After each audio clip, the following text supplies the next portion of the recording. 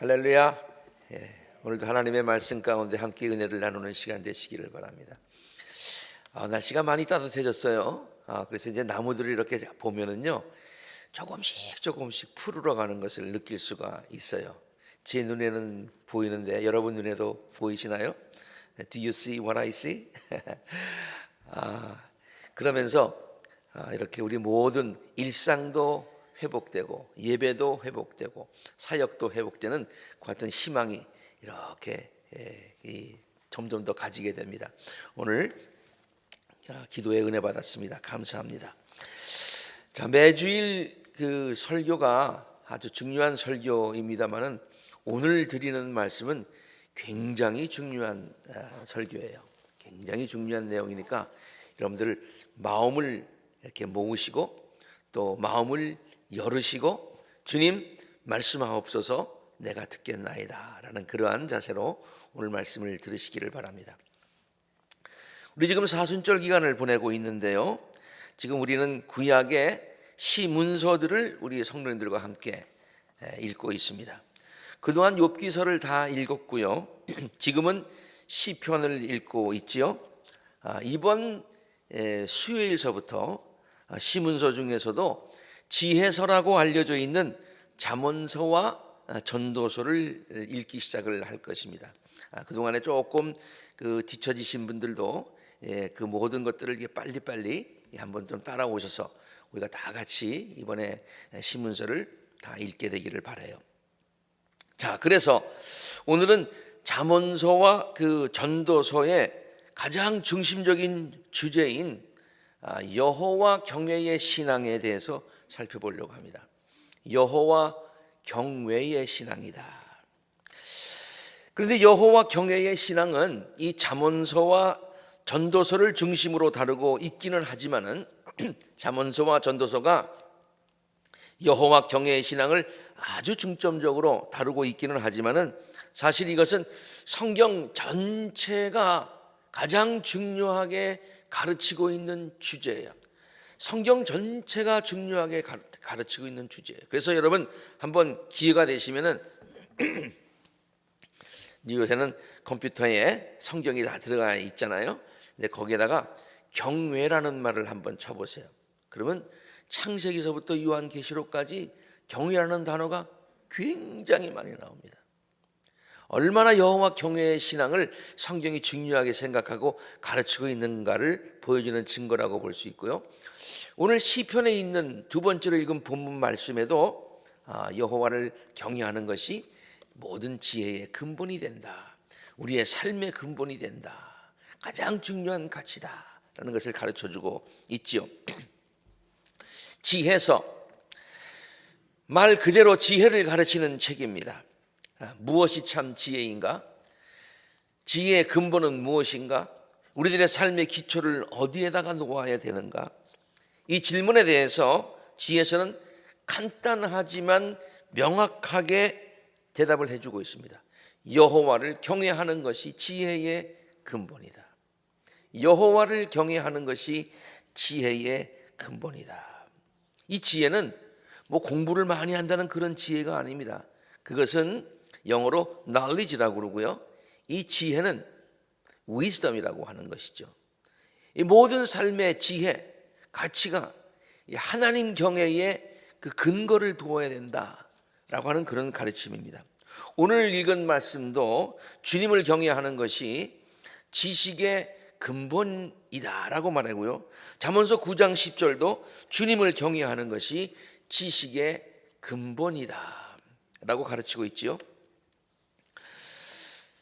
물론 다른 것을 구하는 것도 뭐 중요합니다만은 이 지혜라고 하는 것은 왜 모든 것의 근본이 되고 모든 것을 먼저 구해야 되느냐?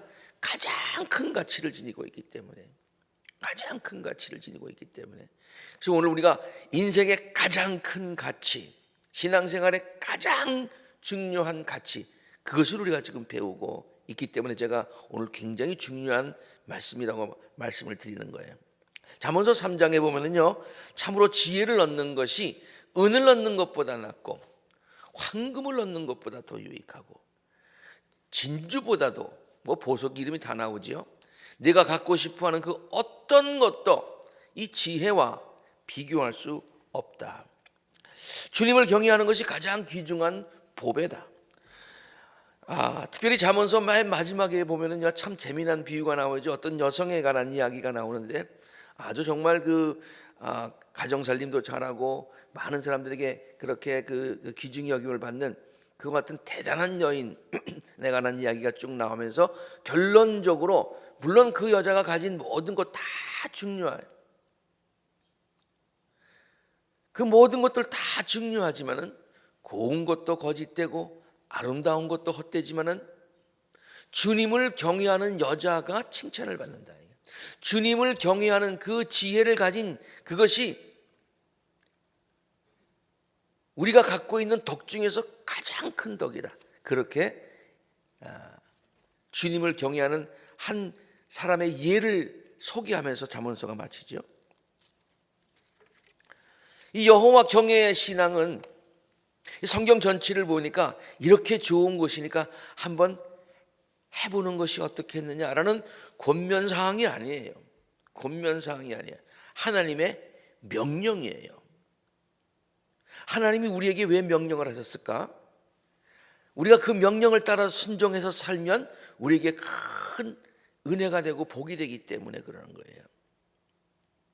우리가 자녀들에게 뭐 하면 어떻겠니 그러지 않냐고 명령할 때가 있죠. 이건 꼭 해라. 왜 그렇습니까?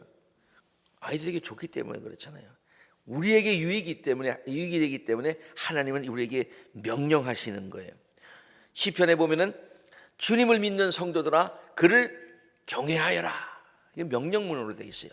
시편 33편에도 주님을 경외하여라. 온 땅아 주님을 두려워하여라. 경외하여라.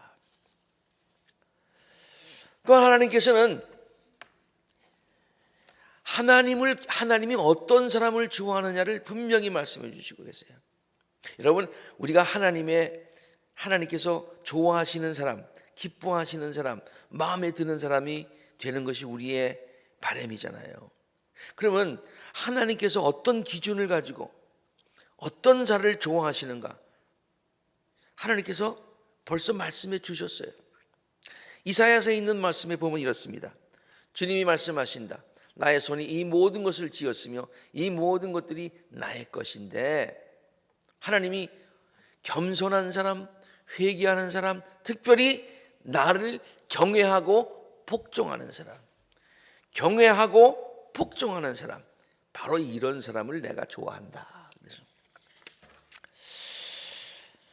그러면 하나님을 여호와를 경외한다. 이 경외라는 말을 썼는데요. 그 뜻이 무엇일까요? 우리가 그냥 많이 들어서 쉽게 알고 있는 말씀이지만은 한번 좀 더 자세히 보기를 원합니다. 경외라는 말은 존경한다라고 하는 뜻의 경자를 쓰죠. 그다음에 두려워한다라고 하는 뜻의 외자를 씁니다. 그 존경한다는 말에는요, 경자에는 존경한다, 사랑한다, 그래서 그를 신뢰한다. 이거는 보통 인간관계에서도 마찬가지예요. 사랑하고 존경하고 그를 신뢰한다. 왜라고 하는 말은요, 두려울 외자를 써요. 한자에서 두려울 외자를 쓰는데 그 앞에서 두려워 떤다. 뭐 이게 무서워한다는 말은 아니에요. 두려워한다. 또 그 앞에서 그래서 함부로 말과 행동을 하지 않고 자기를 이렇게 좀 조아린다, 좀 자기를 자제한다, 그런 뜻이 있습니다. 이것은 보통 사람들에게 쓰는 말인데요. 이것이 하나님에게 쓰일 때도 똑같은 의미로 적용이 됩니다. 그래서 하나님 앞에서 두려워하고 떨고요. 그리고 또 그래서 말과 행동을 조심하고요. 하나님을 사랑하지만, 하나님을 신뢰하지만은, 하나님을 의지하지만, 그러나 그 앞에서 우리의 창조주 앞에서 피조물의 그런 바른 자세를 가진다, 그런 뜻이 되겠습니다. 근데 성경을 읽다 보면은요, 경외한다는 말을 아까 제가 찾으면 굉장히 많이 나온다고 그랬는데 그 경외한다는 말과 함께 많이 쓰이는 말이 있고요. 그리고 또 따로 두려워한다는 말을 찾아봐도 두려워한다는 말이 그냥 우리가 하는 무서워한다는 말보다는 경외한다는 말과 거의 같은 뜻으로 쓰이는 것을 발견할 수 있습니다. 그래서 하나님을 경외한다는 말은 하나님을 두려워한다는 말과 같은 뜻으로 성경이 많이 쓰이고 있습니다. 뭐 다 예를 들 수는 없고요. 시편에 이런 말씀이 있잖아요. 내 주님 앞에서 떨어라. 내 주님 앞에서 떨어라. 야곱의 하나님 앞에서 떨어라. 이 떨어라는 얘기는 하나님을 경외하라라고 하는 그런 말씀과 똑같은 얘기예요.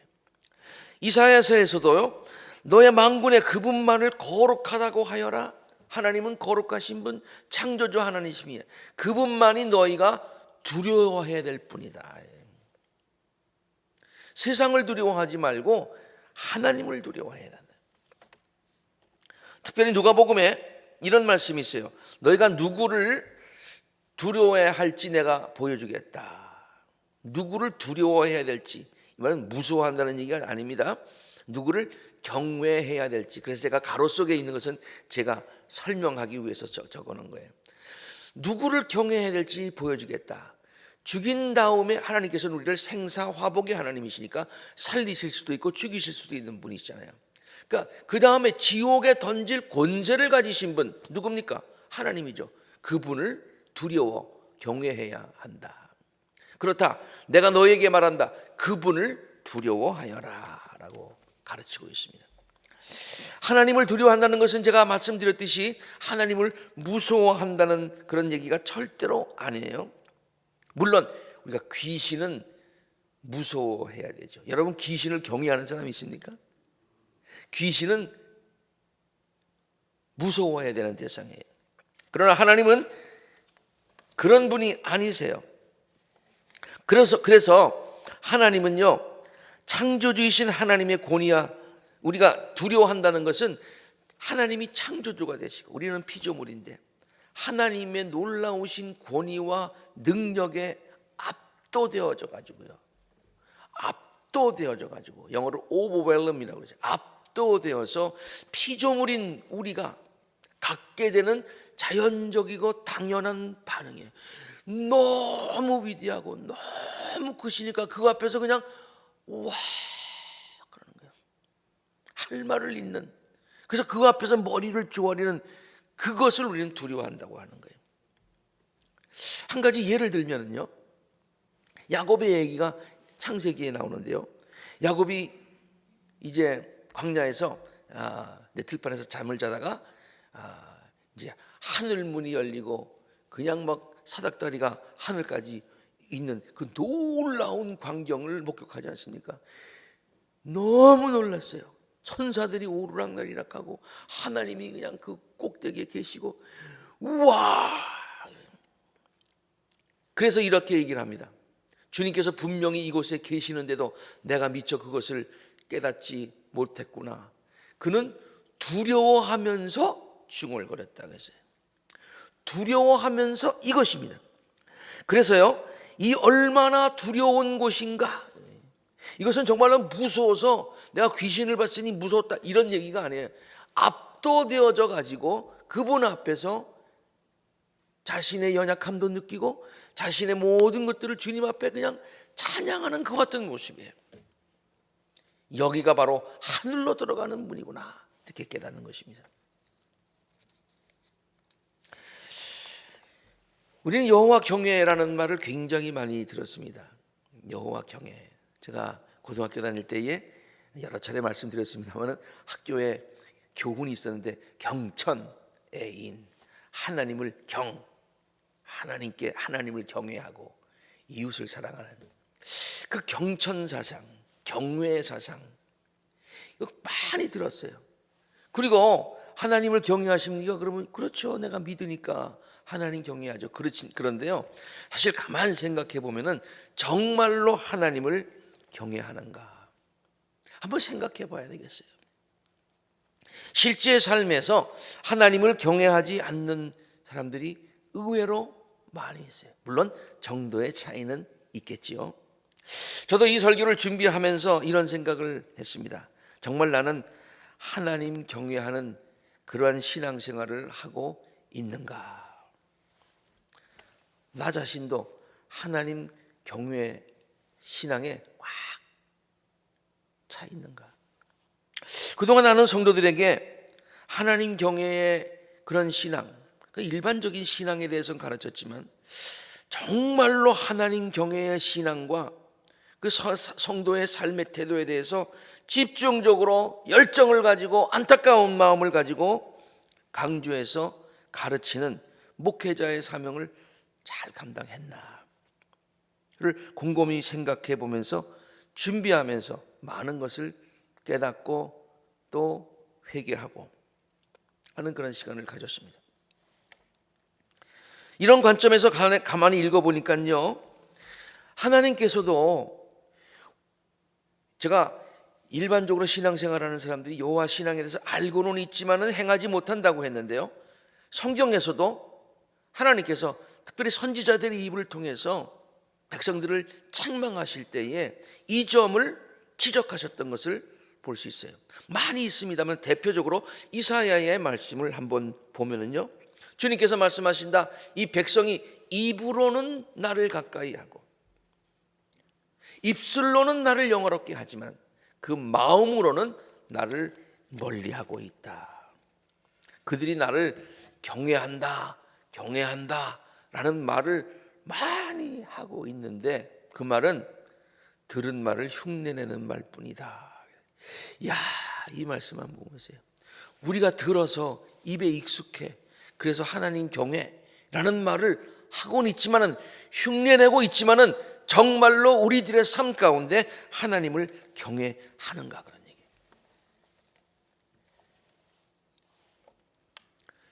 반면에 성경은요, 하나님에 대한 그 신앙의 자세를 바로 가지고 남들은 어떻게 생각할지 모르지만 정말로 그의 속에 하나님을 두려워하는, 정말 하나님을 경외하는 그 사람을 이렇게 말할 때 하나님을 두려워하는 사람이라고 아주 이렇게 구체적으로 말하는 것을, 표현하는 것을 볼 수가 있어요. 고넬료 이방인입니다. 로마의 백부장입니다. 다른 사람들이 어떻게 볼지 몰라요. 그러나 하나님의 눈에는 고넬료를 다르게 보는 거예요. 특별하게 보는 거예요. 그는 경건한 사람으로서 온 가족과 더불어 하나님을 두려워하는 사람이었다. 그래서 하나님을 두려워하기 때문에 하나님의 뜻에 따라 살려고 애쓰면서 많은 백성들에게 자선을 베풀고 늘 하나님께 기도하는 사람이에요.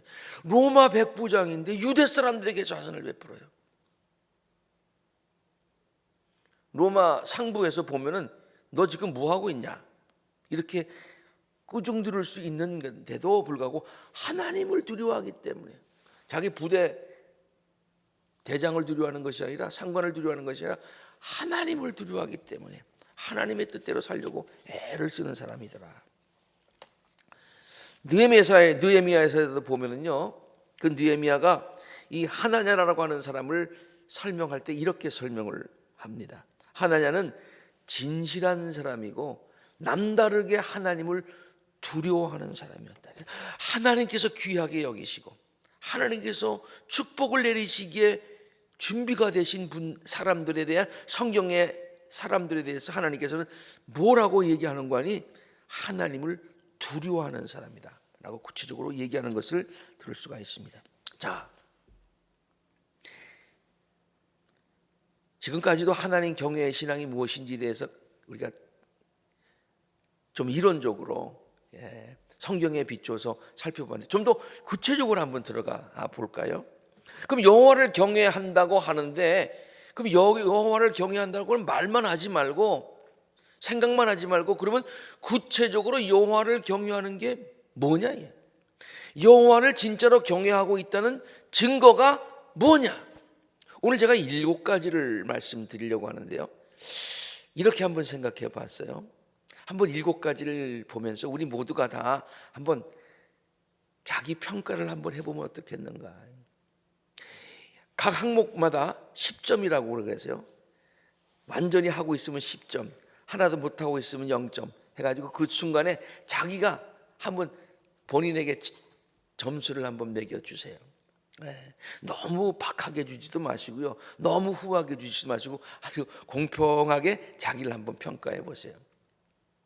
뭐 지금 연필 가지고 하실 수 있는 그런 시간적인 여유는 없으니까 지금은 들으시고 나중에 여러분에게 늘 설교문이 나가잖아요. 설교문을 한번 읽어보시면서 또 동영상을 한번 다시 보시면서 7개 문항 가운데 30점은 기본 점수로 드릴게요. 이렇게 예배도 보시고 그동안 신앙생활도 하셨으니까 그냥 누구에게나 30점은 드릴게요. 그럼 이제 1번 문항에 대해서 내가 이 문항에서 나는 5점이다. 그러면은 5점. 나는 이 문항에 대해서 내가 최선을 다하고 있다. 9점, 10점 해가지고 한번 점수를 한번 애드해 보세요. 자, 하나님 경외의 신앙의 증거가 뭐냐? 첫째는요, 하나님의 말씀에 전적으로 순종하는 거예요. 하나님의 말씀을 귀하게 여기고 하나님의 말씀이면 무조건 순종하는 그 믿음이에요. 여러분, 인간관계에 있어서도 상대방의 말에 귀를 기울이지 않는 것은 그를 대수롭게 여기지 않는 거예요. 네. 어떤 때는 우리 집사람과 이렇게 대화를 할 때 말이죠, 제가 어떤 다른 생각을 하고 다른 일을 하는데 무슨 얘기를 하면은 듣는데 제가 또 이제 다른 데 신경을 쓰면요, 꼭 뭐라고 얘기하는 거라니 내가 얘기하는데 왜 안 듣냐는 거예요. 네. 그걸 갖다가 이제 본인이 하는 얘기를 대수롭지 않게 무시하는 거 아니냐, 이런 것 가지고 이제 얘기를 나눌 때가 있는데 맞습니다. 네. 상대방의 이 얘기를 할 때 pay attention하고 그 말을 들으려고 하고 이해하려고 하고 하는 것, 상대방을 존중하는 표시죠. 하나님께 대해서도 마찬가지예요. 하나님이 말씀하셨는데 하나님의 말씀에 집중하고 말씀하셨으면 그 말씀을 들으려고 애쓰는 것 같은 자세, 이게 하나님을 경외하는 증거다, 그런 얘기예요. 시편에 보면은요, 주님을 경외하고 그의 계명을 크게 즐거워해야 된대요. 경외하는 것은 계명을 즐거워하는 것이다. 스파냐서에 이렇게 나왔죠. 너만은 나를 두려워하고 내가 가르치는 대로 하라. 그러니까 두려워하고 경외하고 말씀 순종하는 것이 같이 쓰인다. 하나님을 경외하며 이 모든 말씀을 지키도록 하십시오. 신명기에서 백성들에게 하나님 경외의 신앙은 뭐냐? 이 모든 말씀을 듣고 지키는 것이다 라고 가르치고 있는 것이죠. 여러분, 노아를 한번 보세요. 노아는 하나님께서 당대의 의인이라고 그랬고요, 하나님께서 귀하게 여기셨고요, 그의 가족을 하나님께서 구원하여 주셨어요. 그는 하나님 경외의 신앙을 가지고 있었어요.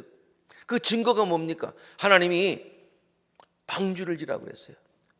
아니, 그냥 햇빛이 쨍쨍 나고 비도 하나도 안 오는데 방주를, 그것도 어마어마하게 큰 방주를 지라고 그랬어요. 우리가 그냥 보통 얘기할 때 하나님 지금 무슨 말씀하시고 계십니까? 아니, 왜 줘야 됩니까? 이게 말이 됩니까? 노아는 그러지 않았어요. 말씀하신 그대로 방주를 졌다고 그랬어요. 본인이 잘 이해가 되지 않아도 순종했다고 그랬어요. 하나님께서 앞에 일에 대해서 경고하셨을 때에 하나님을 경외하고 방주를 마련했다고 그랬어요. 하나님의 말씀에 순종했기 때문에 하나님께서 귀하게 여기셨고요, 하나님을 순종했다는 그것이 그가 여호와를 경외한다는 증거가 되게 되었다. 창세기는 이렇게 말하고 있거든요. 두 번째로요, 여러분 몇 점을 주셨나요? 두 번째, 여호와를 경외한다는 두 번째 증거는요, 항상 모든 일에 하나님을 우선으로 생각하는 거예요. 이 예수님께서 우리에게 보이신 예예요. 우리가 잘 알지만 예수님이 기도하실 때에 내 뜻대로 마옵시고 아버지의 뜻대로, 내 뜻대로 마옵시고 아버지의 뜻대로, 영어로는 간단하게 Not mine but thine, but yours. 그런 뜻이죠. 내 뜻대로 마옵시고 아버지의 뜻. 우리의 삶의 전체가 어떤가요? 무슨 일을 생각할 때에 내 생각대로 하려고 합니까? 아니면 먼저 하나님의 뜻을 묻습니까? 무슨 일을 하든지 먼저 하나님의 뜻을 묻고 하나님이 원하시는 것이 무엇입니까? 라고 생각하는 그 마음이 첫 번째 마음 가운데 탁 들어야 된다는 얘기예요. 그리고 그 뜻대로 행하려고 애를 쓰는 거, 어떤 때는 잘 안 될 때도 있지만은, 그러나 적어도 그 하나님의 뜻대로 하려고 애를 쓰는, 교회가 하나님을 경외하는 교회는 무슨 교회냐? 우리가 할 수 있느냐 안 하느냐, 우리에게 좋으냐 안 좋으냐가 아니라 하나님이 우리 교회를 통해서 이루시고자 하시는 뜻이 무엇이냐를 먼저 묻는 것이죠. 먼저 묻는 것이죠. 세 번째, 여호와를 세 번째 경외한다는 뜻은요, 항상 귀하고 좋은 것으로 하나님께 영광을 돌리려는 자세입니다. 항상 귀하고 좋은 것으로 하나님께 영광을 돌리는 거예요. 신명기에 보면은요, 당신은 곡식과 포도주와 기름의 11조 하나님 앞에 바치는 겁니다. 처음 난 소와 새끼의 양과 함께 하나님이 자기의 이름을 두려고 택하신 곳으로 성전으로 가져와서 그 앞에서 먹는 것입니다. 하나님께 10의 1조를 드리고 가장 좋은 것으로 예물을 드리는 것. 시편 76편 11절에 있는 말씀이에요. 너희는 주 하나님께 서원하고 그 서원을 지켜라. 사방에 있는 모든 민족들아 마땅히 경외할 분에게 뭘 드려요? 예물을 드리는 거예요. 마땅히 경외할 분에게 예물을 드리는 거예요.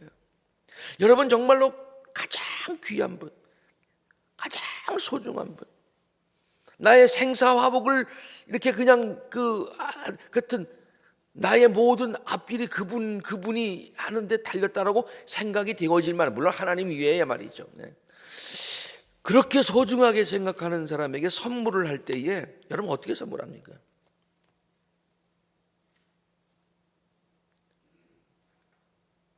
달러샵에 가가지고 사서 선물합니까? 집에서 돌아다니는데 우리가 나 안 쓰는 거 그거 이렇게 모아가지고 포장해서 선물합니까? 받는 사람은 어떻겠어요? 기분이 좋겠어요? 우리가 누구를 경외한다고 하는 것, 존중한다고 하는 것, 귀하게 생각한다고 하는 것은 특별히 하나님 앞에 우리의 가장 좋은 것을 드리는 것입니다. 그래서 잠언서에 있는 말씀 지혜서는 경외를 이렇게 얘기하고 있습니다. 너의 재산과 땅에서 얻은 모든 첫 열매로 주님을 경외하라. 그러면 너희 창고가 가득 차고 너희 포도주통에 해포도주가 넘칠 것이다. 우리들의 삶의 가장 귀중한 것, 첫 열매 주님 앞에 드리는 거예요. 저는 이거 헌금을 보면서 어떤 때 우리 부모님들이요 자녀들에게 이렇게 가르친 것 같아요. 첫 봉급, 첫 월급 그걸 딱 모아서 하나님 앞에 바치고 비즈니스를 열어서 가장 그날의 첫날 수확을 하나님께 드리고, 이 어마운트가 중요한 게 아니라 가장 귀한 것, 첫 것을 하나님께 드리는 것, 이게 굉장히 중요한 거예요. 우리 앞으로도 그런 일들이 우리 볼리비아 선교회에서 일어나기를 바랍니다만은, 제가 지난번에 유카탄에 갔을 때 그 어느 교회 선교지에 거기 가보니까 말이죠, 그 교회의 청년들이요 대학교를 졸업하고 직장을 얻기 전에 몇 개월만이라도 그 첫 시간을 하나님 앞에 헌신한다고 단기 선교로 와서 6개월 혹은 1년 봉사를 하고, 그렇고서 직장 생활을 시작하더라고요. 그 학생들의 고백을 제가 들어보니까 말이죠, 그 전에도 그랬고 하나님께서 그 이후에 더 좋은 직장을 주시더라고요. 이게 첫 것을 드리는, 하나님이 귀중하니까, 하나님을 경외하니까 그런 것 아닙니까? 네 번째, 여호와를 경외한다는 네 번째 증거는 항상 하나님만을 의지하는 신앙입니다. 시편 115편에 보면은 주님을 경외하는 사람들아 주님을 의지하여라. 주님을 경외하느냐 의지하라. 어려움이 있을 때에 가장 먼저 생각나고, 실제로 어려움이 있을 때에 도움을 구하는 대상이 누구냐? 이게 여호와를 경외하는 증거다, 그런 얘기예요. 다섯 번째, 여호와를 경외한다는 다섯 번째 증거는요, 베풀어 주신 하나님의 은혜에 감사하는 겁니다. 날마다 모든 만복이 하나님께로부터 왔음을 깨닫고 믿고, 그리고 그 복을 받았을 때는 그 복을 주신 하나님께 감사를 드리고. 시편에 있는 말씀 하나만 인용하겠어요. 주님을 경외하는 사람들아, 그의 인자하심이 영원하다라고 말하면서 감사하라고 얘기하고 있습니다. 여호와를 경외한다는 여섯 번째 증거는요, 항상 하나님의 임재를 느끼면서 죄를 멀리하는 것입니다. 이게 굉장히 중요한 부분이에요. 하나님을 경외한다, 두렵다는 얘기는요, 하나님이 항상 나를 보고 계신다, 하나님이 항상 내 곁에 계신다, 그러므로 나는 어디에 있든지 언제든지 하나님의 임재를 느끼며 산다. 이게 하나님 경외의 신앙이에요. 이것을 코람데오라고 그러죠. Before God, 코람데오의 신앙이다. 주님을 경외하는 것은 악을 미워하는 것이다. 잠언서에 있는 말씀, 스스로 지혜롭다고 여기지 말고 하나님을 경외하면 악을 멀리하여라. 잠언서의 말씀, 지혜 있는 사람은 두려워할 줄 알면서, 하나님을 경외할 줄 알면서 악을 피하는 사람이다. 욥기서에 있는 말씀, 욥기에 있는 말씀이 욥이 왜 하나님을 경외하고 하나님께서 의로운 사람이라고 칭해 주셨느냐? 그는 하나님을 경외하며 악을 멀리하는 사람이었다. 요셉은 하나님을 경외하는 사람이었습니다. 자기 형들에게 이렇게 얘기를 하죠. 나는 하나님을 두려워하는 사람이요. 이렇게 본인이 그렇게, 나는 하나님을 경외하는 사람. 말로만은 그러지 않았습니다. 노예로 갔을 때에, 종으로 갔을 때에 보디발의 아내가 자기를 유혹했어요. 아무도 없었다고 그랬어요. 뭐 출세의 길이 열렸다고도 볼 수 있어요. 그러나 그는 아무도 보지 않지만 하나님께서 나를 보고 계신다, 내가 하나님 앞에 서 있다, 그런 생각 가지고 죄를 범치 않았어요. 이게 여호와 경외의 신앙입니다. 마지막으로 여호와를 경외한다는 일곱 번째 증거는요, 신령과 기쁨으로 하나님께 예배와 찬양을 드리는 것입니다. 이 성경 전체를 보면서 하나님 경외에 관한 부분들을 읽을 때마다 하나님 경외와 밀접하게 연결되어 있는 것이 있어요. 그것이 하나님께 예배 드리는 거예요. 하나님을 찬양하는 거예요. 하나님을 경외한다고 그러면서 하나님께 예배 드리지 않는 것은 하나님 경외 안 하는 거예요.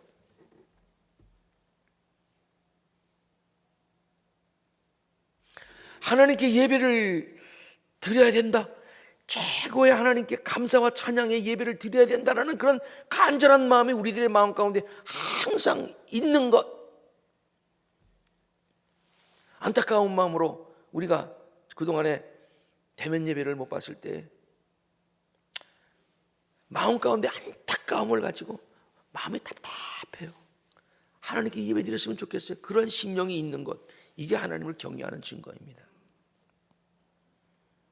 시편에 있는 말씀, 경외하는 마음으로 주님의 성전을 바라봐야 돼요. 주님께 무릎을 꿇고 엎드리는 거예요. 주님을 경외하는 사람들아, 그를 찬양하여라, 영광을 돌려라.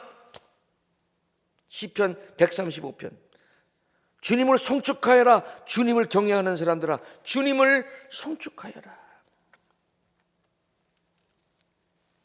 자, 주님을 경외한다는 이와 같은 구체적인 증거들, 예들을 우리가 한번 살펴보았습니다. 그 외에도 있겠지만은 대표적으로 그래요. 하나님은 하나님을 경외하는 자들을 기뻐하신다고 했어요. 왜? 성경에 보니까 말이죠. 와, 하나님께서 우리에게 하나님을 경외하라고 명령하시면서 이렇게 하는 것이 하나님을 경외하는 것이라고 가르쳐 주시면서 동시에 하나님을 경외하게 되면 우리가 받을 놀라운 은혜와 축복에 대해서 얘기하고 있어요. 그래서 지혜에서는 그것을 생각하니까 이 하나님을 경외하는 것이 금을 얻는 것보다, 진주보다도, 모든 세상의 것보다도 가장 중요하고 지혜의 근본이라고 가르치고 있는 이유가 바로 여기에 있어요. 시간이 조금 갔습니다만은 간단하게 이 말씀만, 축복의 말씀을 한번 나누려고 합니다. 주님을 경외하는 사람에게 주시려고 주님께서 마련해 두신 복이 어찌 그리 큰지요. 주님을 경외하고 주님의 계명을 즐거워하는 사람이 복이 있습니다. 그의 자손이 세상에서 능력이 있는 사람이 되고, 정직한 사람의 자손은 복을 받고요, 그의 집에는 부귀와 영화가 있고요, 그의 의로움은 영원토록 칭찬을 받게 될 것입니다. 당신을 경외하는 사람에게는 하나님께서 먹거리를 주시고요, 당신이 맺으신 언약을 영원히 기억하십니다. 주님을 경외하며 주님의 땅에 명에 따라 사는 사람은 그 어느 누구나 축복을 받는다고 그랬어요. 제가 좋아하는 시편 128편의 말씀이죠. 내 손으로 일한 만큼 먹으니 이것이 복이요 은혜고요, 내 집안에 있는 가정이 행복해지고요, 내 상에 둘러앉아 있는 자녀들이 복을 받고요, 올리브 나무처럼 그렇게 잘 자라고요, 주님을 경외하는 사람은 이와 같이 복을 받는데, 주님은 당신을 경외하는 사람의 소원을 들어주시고 그들의 부르짖는 소리를 듣고 구원해 주실 뿐만 아니라, 경외하는 사람이 받을 보상은 재산과 영예와 장수. 경외하는 사람들에게는 의로운 해가 떠올라서 치료하는 광선이 비친다. 하나님께서 치유의 축복도 허락하신다. 마지막에요, 제가 말라기서에 있는 말씀을 보고 그래 놀랐어요. 하나님을 존중하는 사람을요, 하나님께서 비망록에 기록하신대요. 비망록이 뭡니까? 잊지 않으려고 기록하는 거예요. 하나님은 잊으시겠어요? 그렇지만은 표현이 그렇다는 거예요. 하나님이 아주 손바닥에 비망록에 우리의 이름을 딱 기록해 주신다. 누구? 하나님을 경외하는 사람을. 말씀을 마감합니다. 사랑하는 성도 여러분, 우리 모두는 하나님 경외의 신앙이 이렇게 중요한 것임을 다시 한번 깨닫습니다. 이제 지혜서를 보면서 좀 더 구체적으로 말씀을 읽으면서 한번 같이 더 마음 가운데 깊이 깨닫게 바라요.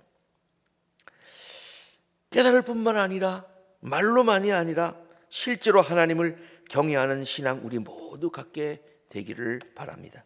그래야 해서 하나님께서 여호와 경외의 신앙을 가진 자들에게 베푸시겠다고 약속하신 놀라운 은혜와 축복을 빠짐없이 풍성하게 누려받으시는 우리 복된 아굴라 재단의 모든 성도님들이 되시기를 주님의 이름으로 축원합니다. 함께 기도하시겠습니다.